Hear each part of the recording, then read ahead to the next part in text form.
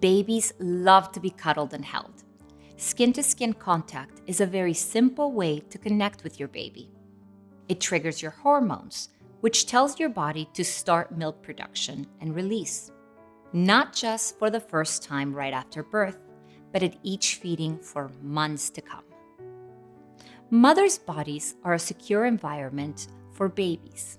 This is where they feel safe.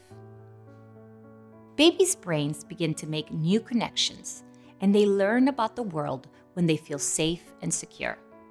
They regulate their breathing, heartbeat, and temperature. They save energy and begin to use touch, sight, smell, taste, and sound to find milk. Fathers and partners can also bond with their baby using skin-to-skin contact. Skin-to-skin contact can calm your baby or get him ready to breastfeed. It can also be something you enjoy together many times as he grows older, to connect with him and nurture his brain development.